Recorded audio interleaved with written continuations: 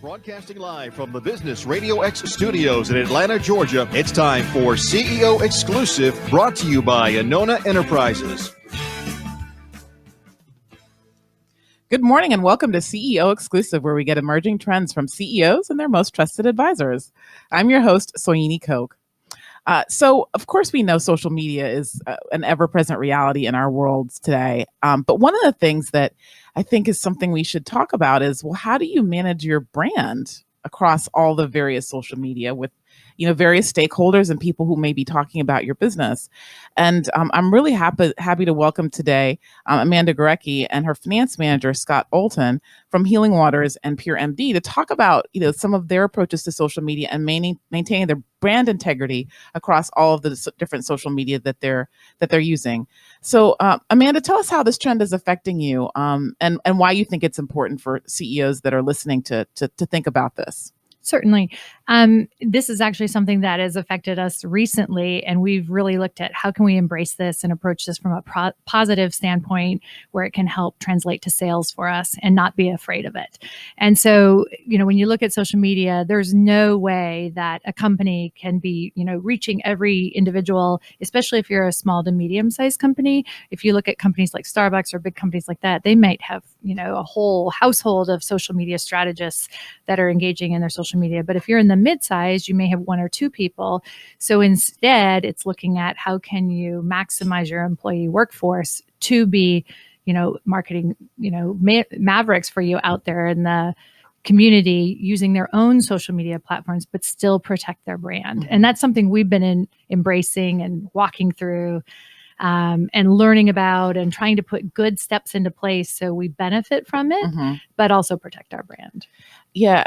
And so what happened to bring this into focus for you? Certainly.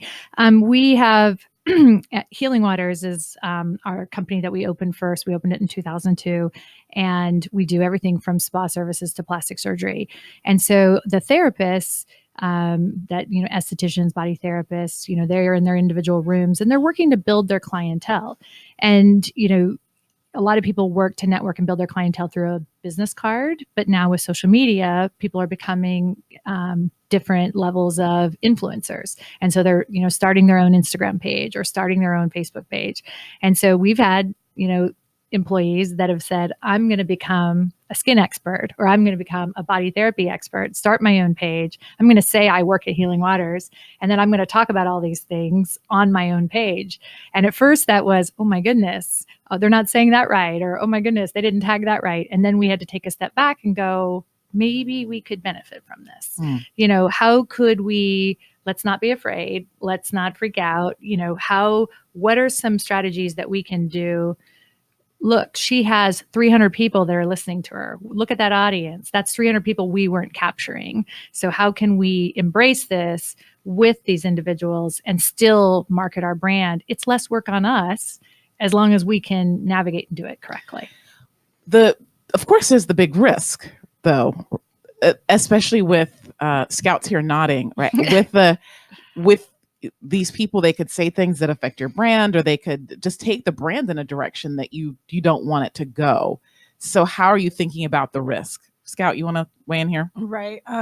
So from an HR standpoint, it's very difficult to know what someone's going to say. I mean, humans are humans, and sometimes they don't always think through what they post. And I think that's really true. Yeah, and I think sometimes in our business as well, we see patients. So there's a whole nother HIPAA component. There are a lot of other things that not everybody, like the nurses or the therapists, all think about.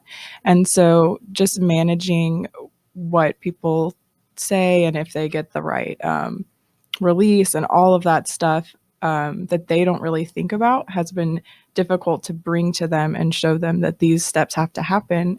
But we encourage you to do this on your own, but we just need to make sure that all of our bases are covered.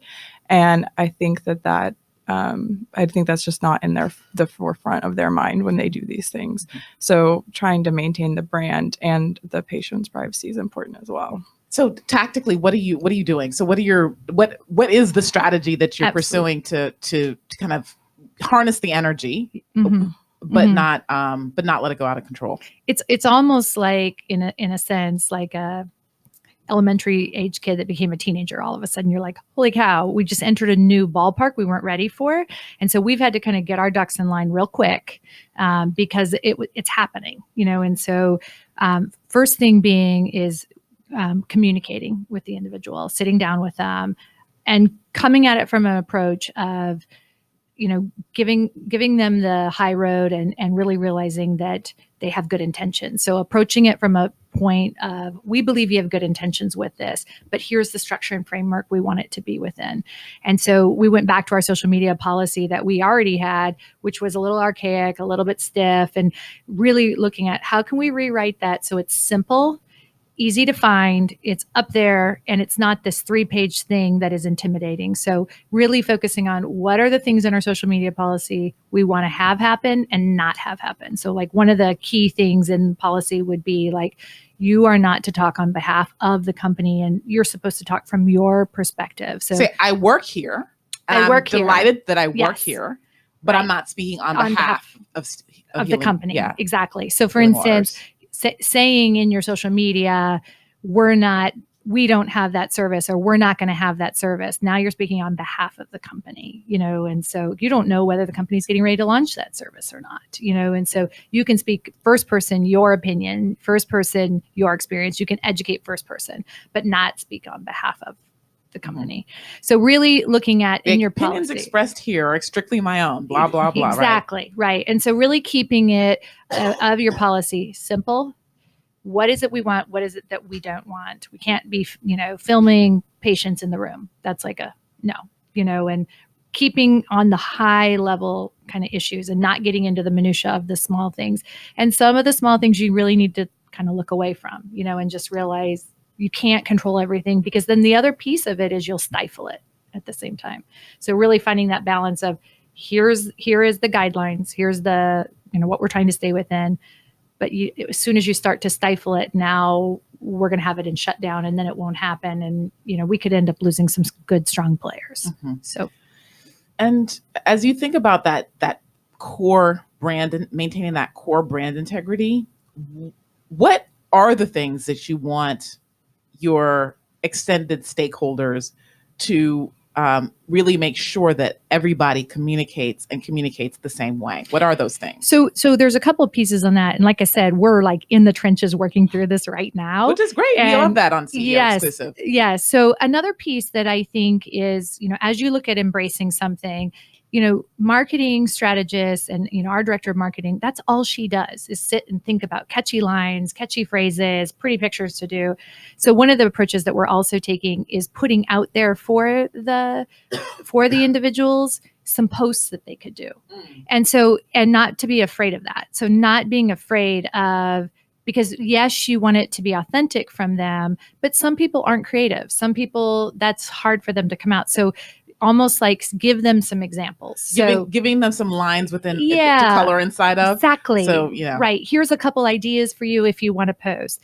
Another thing that we're rolling out would be a leaderboard. And so that be able to show who has the most followers on their page and make it a contest for the individual team players. And so that now we're embracing it and engaging it, and then rewards such as like a team lunch.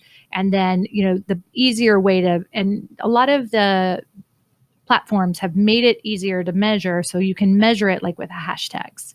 And so you could measure it and say, okay, we don't mind you doing this, but we want you to hashtag PureMD, or we want you to hashtag Healing Waters. And then that hashtag pulls up for us. And then we have a way of knowing, yes, so-and-so actually posted 50 times with this hashtag for us. That was 50 times more impressions than we were going to get. And, we got 50 more impressions without working at it. And so looking at a leaderboard that can be in your break room that shows here's what the team is posting, give them some suggested examples of posts, and don't feel bad about that, because they have other jobs, they haven't been to school maybe for marketing or design or that sort of thing. Let them use it if they want, encourage their own creativity, and then really guiding them and model for them what we're looking for. Mm-hmm. And I guess the thing that I'm probing for is, let's say, I don't know what your kind of core brand communication is, maybe care, right? Mm-hmm. Or beauty or whatever it is, like it's a core part of your, pillars of the brand. How are you making sure that these or have you thought about how to make sure that these new brand ambassadors are actually representing your brand in that way? So let's say that being caring is one of your things about your brand. You don't want them being mean to people or, starting, Twitter fights and things like that.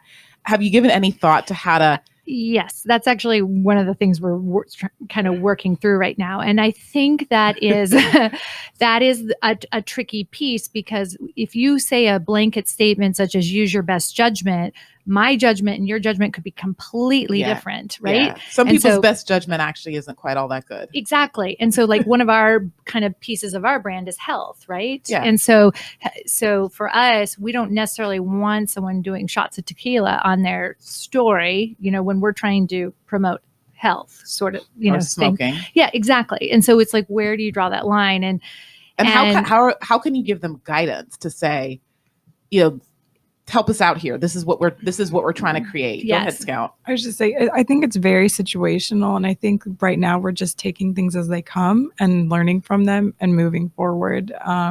I think that we don't really know what's going to happen until it happens at this point with social media. It's just... And I think that's honest. Yeah. And I think hosting a workshop, we're looking to really host a workshop and communicate it to them, because what we see and maybe cringe on, they may not even know that it's an issue, and they don't know what they don't know. So taking the time, we're going to host a education workshop. And, while you don't think it's a big deal at all to be partying out with your friends in your story while you're putting hashtag healing waters, that makes the hair on the back of our neck stand up. And to communicate that to them. And because if you really come at it from a place of, we really believe you're good employees, we really believe you want to be here, you want to do the right thing, I feel we have a duty to communicate to them, this makes us uncomfortable. Right. Just to bring those things to the forefront for them. It's our jobs to think about those things. It's not their job. They didn't go to school for it. So we're just here to help provide them the resources and the steps to be successful. And you have a lot of millennials who work for you, right? Mm-hmm. So some of what it sounds like you're trying to do is you're trying to actually help them develop a sense of judgment, right? Try to help them mature in that way and develop a way of understanding, well, here's what good judgment does look like. Right. Great. Right. Because I know if you ask any one of us what you did 5 years ago, would you do now? We'd all say no. And so that's part of developing, learning. And thank God what I did in my 20s, I wouldn't do now. Yeah. So I think companies have to get on board with this. I think they have to embrace it. And I have worked with companies that were very strict in this arena and, almost, rigid, and it made it so it was so stifled, nobody posted anything. Everybody was afraid, and that's not good either. So looking to find that balance where you're not like anything goes, but also not so rigid, but finding something in the middle that can help promote your brand. Great.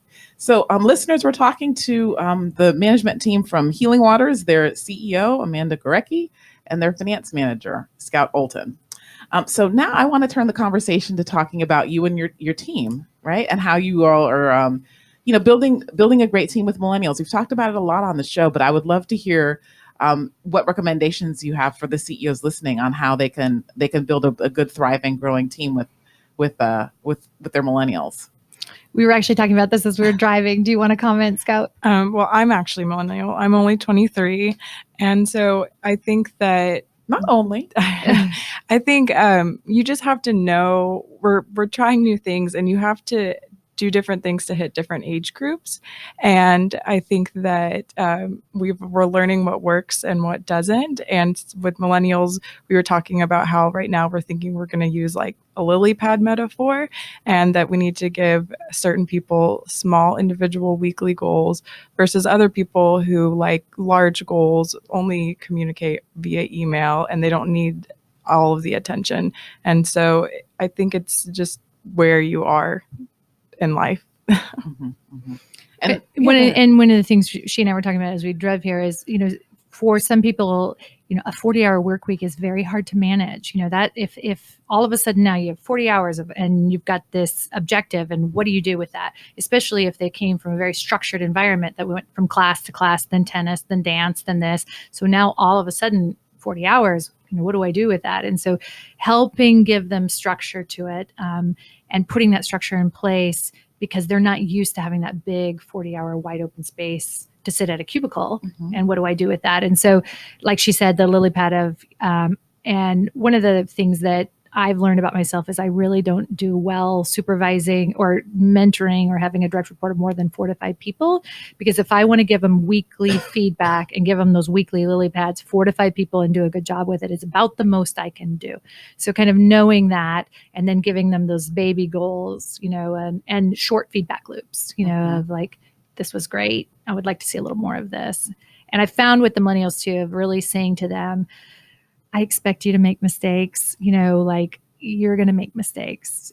Because a lot of them are so afraid of making a mistake. They're so scared of that. And like, I am too. Really embracing that with them. I expect you to. So great. I think working with them is a lot like with the social media policy as well. It's a new concept for a lot of people involved. We work with people who only like to communicate via email. We work with people who only like to talk on the landline. And then we have other people who text constantly. And I think that just it's constantly evolving, the work environment right now. And what are you finding in terms of like not only creating the culture and imparting some real skills, right? Some real skills and real judgment, maintaining the kind of work environment, which is so very important to millennials. What are some of your specific approaches to doing that? I talked about this earlier, of just how bringing fun into the work environment. And that's something that has definitely been new, even for me, because, I grew up in that generation of work hard, good work ethic. You always are honest, nose to the grind, and you produce. And really, all of us need to sit back, have more fun. And I know we're very silly in the office, and it's good. And it's good for all parties. And I think that we, are realizing that it's not just, we always talk about positive opportunities and people need positivity, but I say it's a step beyond that. It's not just, oh, it's a positive place to be. People want to have fun. They want to laugh. Laughing feels good, and it makes because you're going to have the difficult days. It makes the difficult days light and not as hard. All right. So tell us, fun is kind of a easy word to say, not necessarily all that hard. It's going to be hard sometimes to actually be like, it's like, be fun now. How do you actually create a fun work environment? In our office, we actually have a pets are welcome policy, and we have a cat, or Amanda's son's cat will sometimes occasionally find his way up to the office, and I'll be sitting there like staring at my computer doing some emails, and I'll look up and there's a cat on my desk. And it's just, you have to welcome those moments. And we just try to keep things pretty relaxed when they can be, so that when it's serious, it's serious. Yeah. And I think letting go of, some of the things that we think are what you need to be successful or professional, you can still be professional and have fun. And, I'm really strict on the fact of when we're at a business meeting, you need to dress professional. But on the other times, I'm like, come in your workout wear, come in your, shorts and a t-shirt, I want you engaged here at work. But I know when we go to, something else, they're going to dress in business dress, but any time that we can, lighten it up, and not make it this big, strict environment, allowing people to breathe and just, have, if we've accomplished some goals, let's go get pedicures. Let's go do something fun, knowing when you've got to have fun. If that makes sense. So what's the funniest thing that's happened in your office recently? The cat thing I think is fun. I don't even know. We laugh about silly, simple things. And I think it's, even just the quirky things that happen, like the UPS man. We have there's a little Yorkie, and the UPS man makes frequent stops to our office. And the Yorkie got out and was under the car, and Amanda's on the phone on a conference call. And the UPS driver is like, can you please get your dog? And he's just standing there under, like, he's maybe a foot tall and just staring at us like, I'm not moving. He's my friend. He's here every day. I don't want to move. And so we're like, Leo, Leo, Leo. And I'm like running up the driveway trying to get his attention. And Amanda's standing there. And I think just things like that was a pretty funny moment for us. Or just, let's say you get a huge shipment and you weren't expecting, and you're like, oh my goodness, we've got to put this big shipment away. And how are we going to do it? Where is it going to go? And, just because in business, you're going to have adversity. You're going to have curveballs that come your direction. And then how can you go, oh, here was the crazy that happened today, and embrace it, laugh about it, instead of it becoming this huge monster. Right. We've had a shipment of bottles show up that was supposed to be 6 boxes, and turns out they meant 6 pallets of boxes. And it was like, oh, okay, I guess the shipment arrived. And then we were unloading it into the warehouse, and you just never know what's going to happen. Great. So what are some of the new and exciting things that are happening at Healing Waters that you want to let our CEO listeners know? So Healing Waters, there's a couple new things that are getting ready to launch that are ready for a press release that we will be launching in the next day, that we're adding some new wellness things. We've just started IV therapy, which is really, really fascinating. What's that? IV therapy is where we do different like high volume vitamin C or IV glutathione. And I am a huge fan of that. I think she and I are going to go do it right after today. Basically, it's giving your body amino acids, antioxidants that you need to fight off free radicals in your body, and it's giving it in a way that it's in an absorbable form. Versus when you swallow a pill, sometimes you may not absorb it to the extent. And so it's something that you see a lot on the West Coast, or celebrities will do. And then now, drip bars are the big thing. Have you ever had one? No. Oh my goodness, they're amazing. It's amazing, particularly for executives. I would say, when you are really needing to be at the top of your game, and it's giving you all the nutrients you would need in a month, right in one shot. So it's fabulous. Very good. Well, listeners. Before we close, how can people find out about you if they want to find out more about anything they've heard? Yeah, how they can get to it? Yeah, so Pure MD is our skincare line. We've just launched some new formulas that are fantastic, really, really amazing, and you can find those on puremd.com. Some amazing new antioxidants coming out that really brighten your skin, make you your skin healthy and look younger, that your skin really needs. And so you can find us at puremd.com. Wonderful. Well, listeners, we've been talking to the team from Pure MD, their CEO, Amanda Gorecki, and their finance manager, Scott Olton. You've been listening to CEO Exclusive. I'm your host, Soyini Koch, and I hope you have a prosperous, productive, and very profitable week. Thanks. This show is brought to you by Anona Enterprises, where strategy is your access to money and performance. Learn more at AnonaEnterprises.com.